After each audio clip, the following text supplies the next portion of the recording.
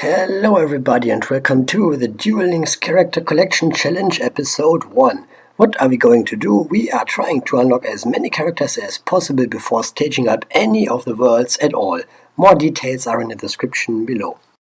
At the end of September 2025, they made a few characters available at earlier points, changed some character unlock missions and even some stage missions. So, characters that were previously available at DM World Stage 13, like Maximilian Pegasus, are now available at DM World Stage 6, in theory. And so on. I will talk more about specific characters when those are on screen and being unlocked. So, we of course have to download this stuff first, and while we're doing this, I could talk about the alternative styles, or alternative arts, or alternative skins, or whatever you want to call them. Those are now applied for Yami Yugi, DM World Seto, and of course Soulburner. Those got alternative styles, and one could argue that those aren't actually new characters. However, I treat them as new characters because they have character unlock missions. So I would have 123 characters in total. If you don't count those as separate entities, then you would just have 120 for the time being. I pick Yami Yugi as my starter character here because he makes it possible to unlock more characters at earlier points. For example, Duke Devlin, who is now a stage 6 character, and if I start with Seto, he would be a stage 10 character because I can get Yami Yugi at stage 10 at the earliest. So, if you are playing casually, of course, it doesn't matter which one you pick. Anyways, let's hop into the game. And we are actually in tutorial land. And it will take a hot minute until we are out of tutorial land. But that is not your problem, but mine and mine alone. So while I already have a character in Yami Yugi, I haven't put him on the counter just yet. So why not? Simply because his unlock screen with the text and stuff only appears after I purchased one pack of the Ultimate Rising from the card shop, which is not until a little later. Even though we can still level him up a little already. So this first tutorial duel was of course skippable, and I skipped it because it's all the same every time. So while doing all this stuff, I can talk about the fact that the hidden characters, or at least some of them, have been made available easier. Like the requirements have been cut down. For example, we no longer have to do 50 low deck wins for Bastion, but only 1. And that's a significant upgrade. Or for Scud, we had to banish 300 cards, but now it's just banish 10 cards. And that's way better, way easier, and the way it should have been from the beginning. But then again, there are some hidden requirements that did not change at all. For example, Crow still has his 5000 duel assessment points against the Sector Securities standard duelist. But it is whatever. So, while we are walking through tutorial land, I can explain why I am actually making this challenge and why in episodes. So, the first time I actually played this challenge was back in 2024, and I made a video on that, and I'm not satisfied with that video at all, obviously. So I wanted to make another video, a fresh one, that I'm actually happy with. So I decided to play the challenge once more. So I played the challenge back in August, and it took me about 3 weeks to unlock all the characters, but I was working at that time, so I didn't have much time each day to play and stuff. And I was editing and doing the voiceover and stuff, and was actually quite far in the production process when the September update happened, which of course made it so that characters are available earlier, which meant my entire structure of the character collection challenge changed, and I had to throw out all the work that I had done up to that point. So then I decided to make a new account and overwrite the character collection challenge one, and on that new account I scouted out the characters, what their missions are and when they are available, so that I could make a detailed structure of an actual character collection challenge. After doing that, I deleted that account as well and started the character collection challenge account. And while this mega update is going on, I completely skipped over the fact that we already unlocked our second character, DM World Joey. But then again, getting Joey is not a big deal. I, at this point, do not have access to a lot of cards, and I on purpose did not waste any of my resources to get some cards, so I'm still on my basic starter deck on Yami Yugi. Maybe there's a card like Winged Dragon Guardian of the Fortress #1 from leveling up Yami Yugi that I put in the deck, but overall it's just a basic deck, and with that I was able to defeat Joey. Also, it's quite nice that they give you red gate keys and normal gate keys for staging up, so that you can actually challenge Joey right away. Anyways, once we make it to stage 4, we will be able to unlock 5 characters and 1 new world before staging up anything. Cool! Since some characters are now available at earlier points, this means that we don't need to stage up the worlds as far as we had. For example, DM World needed to be at stage 21 to unlock Rex Raptor, and now Rex Raptor can be unlocked way earlier, so the most amount of stages we need to get all the characters in DM World as of now is 10. DSOD World stage 10, that didn't change. GX World stage 10 instead of 11, 5D's World stage 10 instead of 11. Zale World stage 10 didn't change, Arc 5 stage 10 didn't change, Vrains didn't change, stage 10 still, and then 7th World stage 10 as well, and stage 6, I believe, in Go Rush World. So a lot of the later worlds didn't change at all, but DM, GX and 5Ds changed a lot. Anyways, in the meantime we unlocked a few more characters, like Rebecca for simply reaching stage 4 in DM Worlds. That was easy. And Yami Yugi has an alternative style, as I mentioned before. He is unlocked after winning 5 duels with Yami Yugi.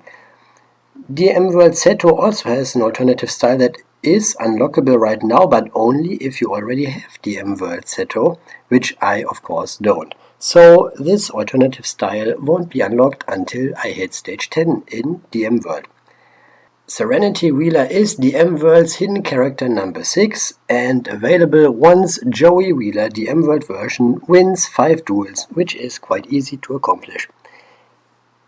That said, we now also have access to Weevil Underwood by simply winning against standard duelists 10 times. Previously it would have been 100 times, but Weevil still has the level 30 duel, which we can't do just now, so we simply ignore him for the time being. However, one character we cannot ignore is Serenity, because Serenity's missions do not have any level requirements or restrictions like level 20 or level 30, so we can unlock her right away. And that is number 5 already. That only leaves 2 characters before we have to stage up any of the worlds, which of course we can only stage up DM World because we only have DM World, but not for long, since one of the characters that we have left here will give us a new world. You probably already know who I'm talking about, but anyways, so there are these beginner missions, by the way, that replaced Mokuba Bingo and some other stuff, giving you access to a lot of gems and a starter deck for Joey that has a few useful cards like Blue Flame Swordsman and Warrior Digrapher. That's quite nice. Also Kunai with Chain and so on. And after clearing any 20 of these missions, you get DM World Mokuba. So that leaves 1 character, which is of course Yuga. Going back to the Mokuba Bingo for a moment, back in the day this needed to be like stage 9 for DM World, because that was one of the missions for Mokuba in the bingo sheet, number 2. And here it's now just clear any 20 of those beginner missions, and those are quite easy because you have stuff like play 5 duels with, or play 1 duel even, with Joey and swap your character to Joey, buy something from the card trader, open 5 card packs, open 10 card packs, use the auto build function and so on. So quite easy, and you should be able to get 20 missions cleared in no time. So while I was at the shop, I actually had the opportunity to buy a Rush product, and by simply clicking on a Rush product, not even buying anything, I was asked to unlock the 7th world, which of course means that I get my starter character for it, Yuga. But we do not need to stage up 7th world right now, because the next character in this world would be at stage 3. Actually not in this world, but we need to stage up this world until we are at stage 3, so 2 stage ups to get a new character here. Instead we go for another world, which is DM world, of course, again, and stage that one up 2 times, so that we finally will have access to Taya. We will not only get Taya after those 2 stage ups, but also some other characters, Maximilian Pegasus, Paradox Brothers Yami Bakura, and Duke. The other characters that are available at that stage require the level 30 gate, so those are off limits. However, if we stage up 7th world twice, we get 1 character and a new world, admittedly, but here, if we go for DM world, we have more characters after just 2 stage ups, which is in the spirit of my challenge, and therefore I choose to go this route. However, if you play this at home and want to argue that a 7th world would be better because it gives you access to a new world, then that's fine with me as well. The rules are not set in stone, and I won't come to your house and arrest you or anything if you play it differently, even if it's a character collection challenge, whatever. But anyways, you play the game the way you want to play it, and that's always the best way, unless you are a content creator. In that case, the best way to play it is to get the most amount of content, obviously. Anyways, we made it to stage 6 in DM world, and that means we get Taya and all the other characters, and also now have the level 20 gate available, which makes a few characters available, but not really. Anyways, as I said, we have Taya and some other characters that we can now get. So let's do exactly that. Taya's missions haven't changed at all compared to before, but that's okay, because in my opinion those missions were already easy enough, so it's all fine and dandy. After unlocking Taya, we will get asked if we want to give the app a 5-star rating, and I decline this time around, and I think this is actually connected to the unlock of Taya, because this one here wouldn't appear at any other point. I was playing on another account the other day and was at stage 9 in DM world, unlocking the other worlds first and so on, and unlocked Taya at stage 9, and then I got this message like, give the app 5 stars, and I'm like, no, not this time, chief. So yeah, I think this 5-star rating thing is related to unlocking DM world Taya. Who could have known? So, in the meantime, we see that I have a lot of other character unlock missions that I completed already, but haven't claimed yet. And also, one thing of note is that I cleared the hidden requirements for some of the hidden characters. But I will talk more about those when I unlock those characters, and that will be once I have access to the level 30 gate, which will take a little while, I believe. When it comes to the Maximilian Pegasus unlock, there have been a few changes, but the most notable one, in my opinion, is that the 1 ranked mission has been changed. Before we had to win 3 ranked duels, and now it's just play 1 ranked duel, dude, and I'm like, okay, much better for me, because I do not like PvP duels all too much, especially not on a new account with a limited card pool and being free to play. Besides that, I'm not really a player versus player guy myself, but you already know that. Also, we needed access to Paradox Brothers, and we needed to unlock Maximilian Pegasus before getting Jesse Anderson in GX world, who then was responsible for unlocking a whole bunch of other characters in that world, but that is no longer the case, but I will cover that once we are talking about Jesse in GX world. Here, it's just important to note that they got rid of the level 20 requirements for the Paradox Brothers, so it's way better and way easier in my opinion. And a change I can appreciate. The next one on my list is actually Yami Bakura, and while he's not the most important character for unlocking other characters here, we need him for one specific guy, and that is Bones. So Yami Bakura before Bones is actually the objective here, the order in which we have to operate, but that's without question anyways, because Bones will need the level 30 gate and Yami Bakura does not. We don't have the level 30 gate, so we cannot get Bones yet, but we can get Yami Bakura, so we will unlock Yami Bakura before Bones anyways. His missions changed in the sense that you only have to play one duel against him, and it's no longer level 20 duel, so you can challenge him at level 10.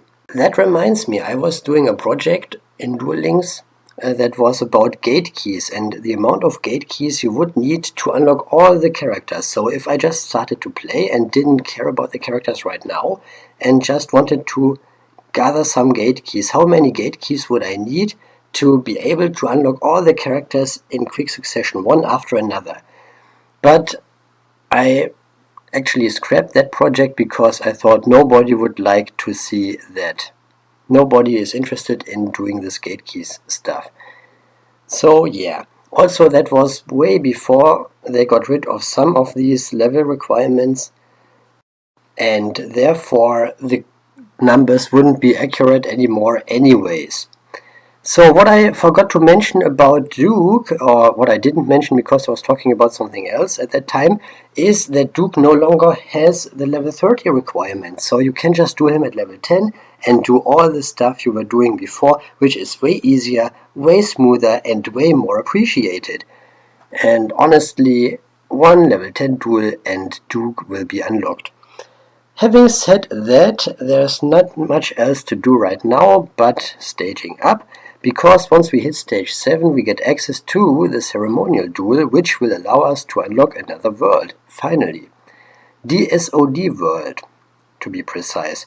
Also, we are forced to purchase the Vagrants, and previously I used those to give DSOD Seto some experience points so that he would reach level 30 early, because level 30 reward was, of course, Deep Ice White Dragon that we needed to summon against the SOD version Yugi, and that was one of the unlock missions. It no longer is one of the unlock missions for that, so we can use the Vagrants and their experience points for other characters. And my personal favorite is actually Jaden Yuki. But only because I want to save myself a super rare ticket, a special one for the Thunder Giant. Because if I get Jaden to level 23, I get access to a copy of Clayman that I can use with the skill Generation of Heroes, which adds an Elemental Hero Thunder Giant to my extra deck that I can then summon against Cyrus. Anyways, we now have DSOD World and DSOD Seto as our starter character. I also need to banish some cards, and my weapon of choice is the super rare card Karma Card, and I actually am willing to spend a super rare dream ticket on it. We of course need to banish cards for Scut. Previously it was banish 300 of your opponent's cards, which was stupid and didn't make much sense. Now it's just banish 10. And we'll see how that goes in the next part. Thanks for watching.